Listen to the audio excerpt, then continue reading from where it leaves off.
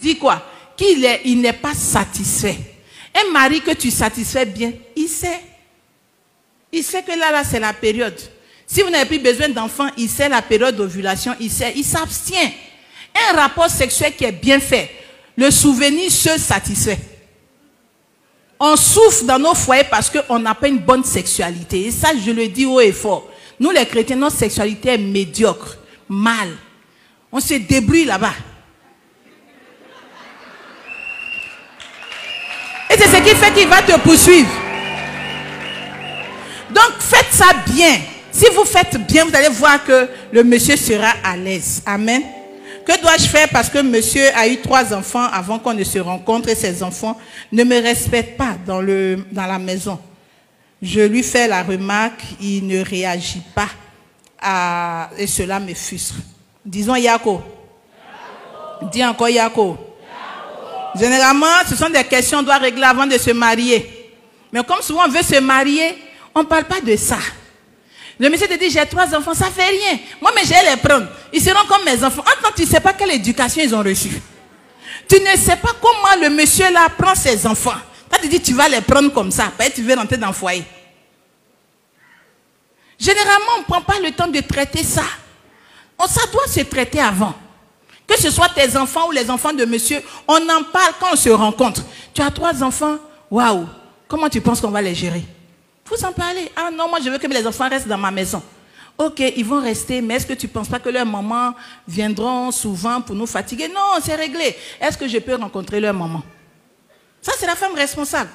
Tu la rencontres, tu lui dis, ah, je suis tant, c'est vraiment avec lui. Vous vous rencontrez, bientôt je vais être son épouse et vos enfants seront avec moi. Je veux vraiment qu'on soit des amis pour l'éducation des enfants.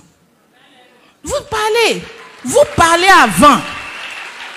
Et généralement, on ne parle pas. Moi, quand je rencontre un couple où on doit faire famille récomposée, je demande toujours à rencontrer l'ancienne, qui est la mère des enfants. Et je cherche à ce qu'il y ait une rencontre entre la nouvelle femme qui vient et cette dernière. Parce que si le courant ne passe pas, ton foyer va être un enfer. Les enfants peuvent respecter le papa, mais peuvent recevoir des consignes de la maman dehors pour te troubler toi. Donc elle est dehors et puis elle influence ton foyer. Mais elle influence pourquoi? Parce que toi-même tu n'as pas réglé ça avant d'entrer. Si vous avez eu le temps de bien parler, il dit mais va dire aux enfants, elle vient là, c'est pas elle qui a chassé votre maman. Donc vous devez la respecter parce qu'elle va vous éduquer. Et vous parlez, mais souvent on ne parle pas. J'ai trouvé pour moi, il dit il a déjà 3 enfants, mais c'est rien. Je vais les prendre comme mes enfants. Toi, tu veux les prendre, mais qui veut te prendre comme les mamans? Donc, ça doit être réglé avant. Ce sont des situations pour lesquelles il ne faut pas avoir peur de parler. Souvent, on se dit, non, si on parle, il va me laisser. Je préfère qu'il me laisse que d'aller me mettre quelque part où on va me tuer. Parce que c'est honteux. Tu vas parler sur les enfants, et puis le monsieur sort. Je ne te permets pas, hein, ces enfants-là, il ne faut pas crier sur eux comme ça. Tu es où? Donc, on est déjà dedans. Comment on va faire? Il faut faire doucement. Il faut négocier. Il ne faut pas être toujours en train de lui parler des enfants. Prends les enfants de côté. Pas en groupe. Prends-les un à un. Tu sors avec un. Viens m'accompagner. Va avec lui te promener quelque part. Et puis assieds-toi. Dis, j'ai fait quelque chose qui ne te plaît pas. Parle à l'enfant. Après avoir pris le temps de prier, parle à l'enfant.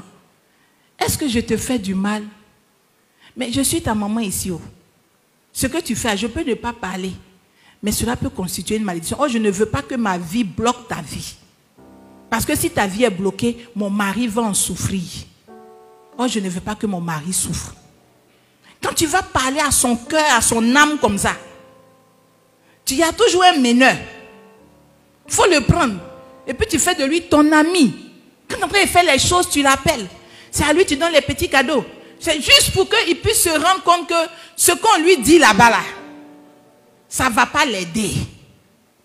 Alors quand tu vas commencer à faire ça, je crois que Dieu va rectifier les choses. Mais ne viens pas te plaindre à ton mari. Si tu es toujours sur ton mari, tes enfants là, ça le révolte. Ne lui parle plus des enfants, parle des enfants à Dieu. Alléluia. Parle de ce que les enfants font à Dieu. Et puis arrange-toi à prendre les enfants et à faire de tes amis. C'est difficile, mais ça va marcher. Amen. Tu ne seras plus limité par l'attitude de ces enfants. Amen. Est-ce que le mariage se fait par révélation ou par son proche? Ça, c'est ceux qui sont seuls là. Ainsi parle l'Éternel, voici, c'est ton mari. La prophétie, les révélations ne constituent pas à eux seuls. Je dis bien à eux seuls un critère de choix. Dieu peut parler, mais il faut avoir une confirmation. Généralement, quand on s'attache sur une prophétie, on ne dit pas et puis on se détache. Parce que là, on ne se souvient plus de la date de la prophétie. Quand on est dans le foyer et que les choses commencent à devenir bizarres. Ah non, qui avait prophétisé la même? C'était la sœur Tan. Mais elle était ta camarade. Ah, vous êtes entendus. C'est pourquoi il ne faut jamais t'engager. Si c'est une prophétie qui a dit, ne t'engage pas sur la prophétie. Prends le temps toi-même de prier et puis regarde la réalité. Regarde le caractère. Regarde les origines. Regarde comme il est. Regarde et puis mets ça devant Dieu pour avoir le OK de Dieu. Si Dieu a confirmé, tu sais que Dieu va t'aider dedans. Amen. Mais ne dis pas non, comme il y a eu la révélation. Il y a eu beaucoup de foyers qui se sont cassés à partir de 2003, 2004. Parce qu'avec le mouvement de l'onction, en 96, 95, 81, le Seigneur parlait. Oh, voici, c'est ta servante, c'est ma servante, c'est ton épouse. Quand le Seigneur a fini de parler le jour, ils se sont pris. Après, quand ils vont maintenant dans le foyer, le monsieur constate que entre ce qu'il a entendu du Seigneur et ce qu'il voit dans la vie de la fille du Seigneur, se demande, est-ce que le Seigneur il m'aime? Amen. Comment doit se comporter une femme vivant en concubinage avec l'homme pour entrer dans le mariage? Dis à quelqu'un que Dieu t'aide. Dis fort que Dieu t'aide. Si les chrétiens, vous devez voir les pasteurs pour qu'ils vous aident à régulariser. Si lui vient à l'église avec toi, c'est de dire au Seigneur, voici notre vie, on veut mettre en règle. Amen. Donc les pasteurs vont vous orienter pour que vous régularisez votre situation parce que c'est pour votre bien. Maintenant, s'il n'est pas chrétien et que les parents sont engagés, vous avez payé la dot, mais ils ne se décident pas à te marier, vis bien ta vie. Ne sois pas limité parce que tu n'es pas encore passé à la mairie. Vis bien ta vie. Demande à Dieu d'avoir pitié de toi. Tu veux être en règle avec lui. Amen. On ne va pas te dire non, il ne faut plus avoir des rapports avec lui. Il ne connaît pas le Seigneur. On te dit, il n'y a plus de rapport. Il va dire, ok, toi-même prends tes bagages, va. Il va amener une autre qui, elle, ne va pas lui imposer ces restrictions-là. Amen. Mais il faut prier, il faut dire à Dieu d'accélérer. Et toi-même, ton attitude va l'amener même à faire vite. Parce que s'il voit que tu es omnibulé juste par le mariage, pendant que les petites choses qu'il te demandent de faire, tu ne les fais pas. Et tu ne m'as pas encore marié, puis tu me demandes ça. Tu vas dire, bon, toi, c'est un mariage, tu attends. Ok, on va voir si tu vas avoir ça. Mais il faut pouvoir vivre ta vie. Vis bien ta vie pour lui. Amen. Vis bien ta vie, demande à Dieu de t'aider, afin que tu puisses le satisfaire et qu'il puisse voir en toi la femme qui mérite qu'on respecte les engagements. Parce que le mariage, généralement, ceux qui ne se marient pas, ils pensent que c'est comme s'ils venaient se mettre en prison. J'ai connu des hommes qui travaillent, qui ont des avantages, dont les enfants seulement bénéficient. Je prends par exemple la couverture médicale. Puisqu'il n'a pas marié la femme, pour elle, quand elle doit se soigner, il doit débourser de l'argent. Les enfants sont couverts par lui, sa couverture médicale, mais la femme n'est pas couverte. Donc quand tu le prends, quand tu lui dis, mais toi aussi, tu préfères dépenser comme ça sur moi. Même si tu ne veux pas faire la fête, mais allons-y signer simplement. Si tu as un problème avec ton héritage, faisons séparation de biens. Je ne veux pas fête, mais je veux être couverte. Je veux juste la couverture. Donc, couvre-moi. Il ne faut pas que je reste comme ça, demain on ne le souhaite pas, quelque chose arrive, je sors perdante. Donc, explique-lui le bien fondé de pouvoir régulariser la situation. Et s'il comprend cela, je sais qu'il va comprendre avec la prière, il va s'engager à juste signer les papiers. Mais généralement, quand on dit on a fait mariage, c'est maintenant on a fait sortir lisse. On sait que le monsieur même, il souffre. Mais tu as fait sortir. Donc, la cousine, sa fille, je lui avais dit la lettre page. Et puis, ma camarade du quartier, la voisine, ces deux jumeaux là. Tu les vois, non? Si les deux sont devant nous comme ça sera joli. Et puis, on doit faire ça à l'hôtel communal. Quand on quitte là-bas, là, on vient à l'église. Tu vois l'église là, quand les autres se marient, tu vois comment on décore? On va décorer comme ça aussi. Et puis, on va manger. On va inviter combien de personnes? Donc, quand tu es en train de faire le calcul comme ça, là, quand lui, il a regardé, c'est sur lui seul, ça a reposé. Donc, il a calculé comme ça, une histoire de 800 000. Au moins. Il dit, ok, je vais réfléchir. Il voulait bien. Mais tes grands yeux, tu as là. Ah, ce sont tes grands yeux qui ont te laissé ici. Ok. Comment gérer son époux qui aime beaucoup le sexe, pourtant, parfois, on a mal. C'est de parler, la communication est importante. Généralement, on ne parle pas bien, on ne communique pas bien. La communication dans nos foyers, elle n'est pas trop bonne. Et c'est pourquoi je veux nous encourager à faire l'effort de communiquer comme Dieu veut. Apprenons à communiquer. Si ton mari qui sait que naturellement tu le satisfais, si tu as mal, il sait, il va compatir. Il sait. Mais quand il sait que tous les jours tu simules des maladies, donc le jour où tu es vraiment malade, on ne sait plus. Donc si vous arrêtez de simuler, vous allez voir que le jour où vous êtes vraiment malade, lui-même il sera là, il va mettre les médicaments au chevet du lit, il va faire passer, il sait qu'en temps normal tu es bien. Depuis 1 an que je suis mariée, mais mon époux ne m'a pas bien satisfait au lit. Je fais comment? Il refuse les câlins, donc cela me fatigue, donc je n'arrive pas à être heureuse dans mon couple. Il faut l'envoyer, on va lui parler. Oui. Généralement, j'ai dit aux hommes, ils ne sont pas là, mais il y a quelques-uns qui sont là. Les femmes souvent disent, elles sont fatiguées parce que la sexualité, elles ne ressentent rien.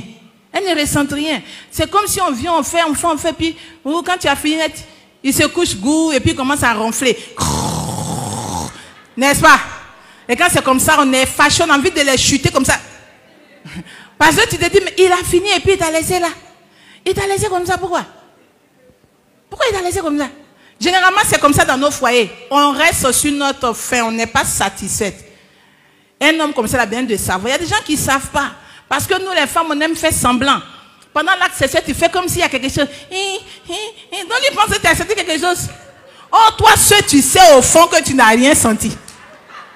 Non, il ne va jamais se rendre compte qu'il n'arrive pas à te satisfaire. Mais après, tu es triste, tu es malheureuse, mais tu sais que tu n'as rien ressenti. Donc, il faut être vrai. Il ne faut pas simuler là-bas, on ne simule pas. Il faut être vrai. Et puis, parler. Il faut pouvoir parler avec lui. Amen. Il faut parler avec lui et puis lui donner de savoir comment il peut faire pour te satisfaire. Il y a des femmes qui sont difficiles à satisfaire. Difficiles parce qu'elles-mêmes souvent ne se connaissent pas. Si tu ne te connais pas, tu ne sais pas à quel moment tu atteins l'orgasme ou ton orgasme arrive. Tu peux faire, on peut être sur toi pendant combien de temps, rien ne va sortir pour toi là. Donc il faut te connaître, toi-même il faut te connaître pour savoir que quand je fais comme ça, quand mon mari fait comme ça et que moi je fais comme si, ça me donne quelque chose. Pendant qu'on fait, chacun cherche pour lui.